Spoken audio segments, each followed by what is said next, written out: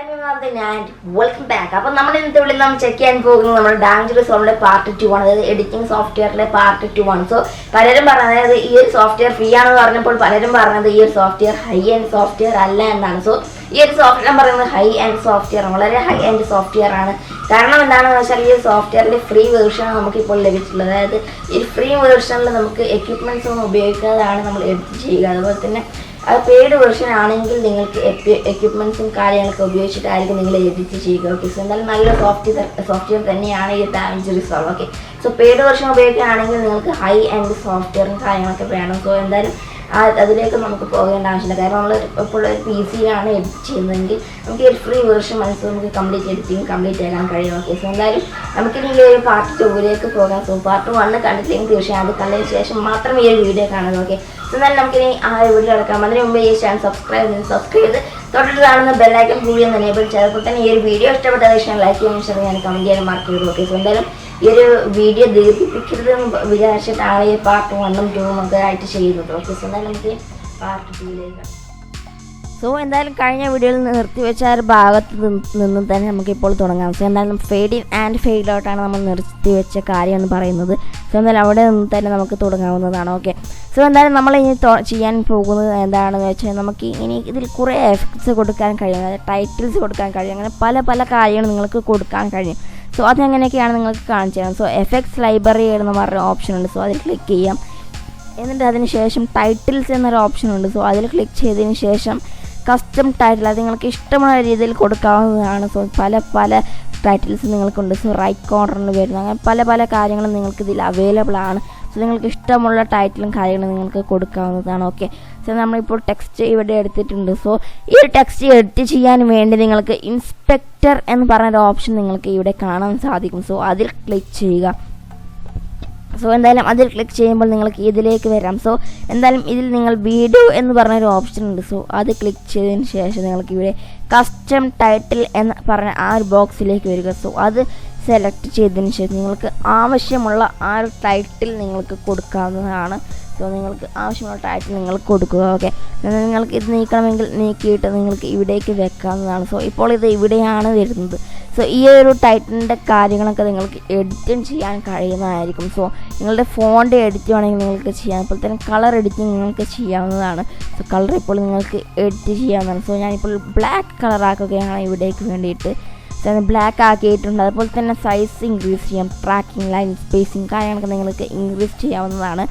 മറ്റൊരു കാര്യം പറയാനുള്ളത് സെറ്റിങ്സിലേക്ക് പോയാൽ നിങ്ങൾക്ക് പൊസിഷനിങ് റൂമൊക്കെ നിങ്ങൾക്ക് ചെയ്യാൻ കഴിയും. അതായത് പൊസിഷൻ എക്സ് നിങ്ങൾക്ക് ഇവിടേക്ക് സൈഡ് റൈറ്റിലേക്കോ ലെഫ്റ്റിലേക്കോ ആക്കണമെങ്കിൽ നിങ്ങൾക്ക് ഇത് ഇങ്ങനെ ചെയ്യാൻ കഴിയുന്നതാണ്. അതുപോലെ തന്നെ നിങ്ങൾക്ക് വൈ ആംഗിൾ നിങ്ങൾക്ക് ടോപ്പിലോട്ടോ അല്ലെങ്കിൽ മുകളിലോട്ടോ ആക്കണമെങ്കിൽ നിങ്ങൾക്ക് വൈ ആംഗിൾ ജസ്റ്റ് ചേഞ്ച് ചെയ്ത് കൊടുക്കുക. ഓക്കെ, സോ ഇങ്ങനെയൊക്കെ ചെയ്താൽ നിങ്ങൾക്ക് നിങ്ങളുടെ ഹെഡിങ് കാര്യങ്ങൾ കൃത്യമായിട്ട് തന്നെ കൊടുക്കാൻ കഴിയുന്നതാണ്.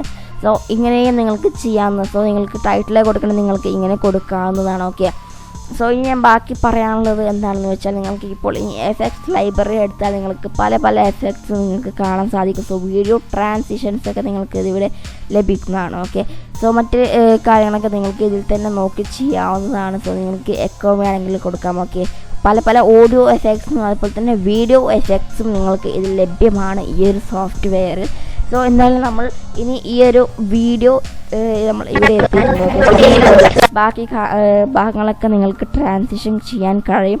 പിന്നെ മറ്റൊരു ഇമ്പോർട്ടൻറ്റ് ഭാഗമാണ് ഇതിൽ നിങ്ങൾക്ക് പഠിക്കാനുള്ള കാര്യം എന്ന് പറയുന്നത്. അതായത് നിങ്ങൾക്ക് വേണമെങ്കിൽ ഈ വീഡിയോസ് എല്ലാം കട്ട് ചെയ്യാനും കഴിയുന്നതാണ്. അതായത് നിങ്ങൾക്ക് ഇപ്പോൾ ഈ ഒരു വീഡിയോയുടെ ലാസ്റ്റ് ഭാഗം നിങ്ങൾക്ക് കട്ട് ചെയ്യണമെങ്കിൽ നിങ്ങൾക്ക് കട്ട് ചെയ്യാവുന്നതാണ്. ഓക്കെ, സോ ഇപ്പോൾ ഞാൻ ഇവിടെ വെച്ച് കട്ട് ചെയ്യണമെങ്കിൽ നിങ്ങൾക്ക് ഇവിടെ ബ്ലേഡ് എന്ന ആ ഒരു ഓപ്ഷൻ ഉണ്ട്. സോ ഈ ഒരു ബ്ലേഡ് ക്ലിക്ക് ചെയ്യുക. അതായത് ബ്ലേഡ് പോലത്തെ ഒരു ഓപ്ഷൻ നിങ്ങൾക്ക് അവിടെ കാണാൻ സാധിക്കും. ഓക്കെ, സോ അവിടെ ക്ലിക്ക് ചെയ്തതിന് ശേഷം നിങ്ങൾ കറക്റ്റ് സ്ഥലത്ത് കൊണ്ടുപോയി അത് വെക്കുക. എന്നിട്ട് ജസ്റ്റ് ഒരു ക്ലിക്ക് ചെയ്യുക. സോ അത് അവിടെ കട്ടായിട്ടുണ്ട്. ഓക്കെ, സോ ജസ്റ്റ് ഈ ഒരു മൗസിലേക്ക് തന്നെ തിരിച്ചു വരിക. എന്നിട്ട് അതിനുശേഷം ഈ ഒരു ഫയൽ ക്ലിക്ക് ചെയ്യുക.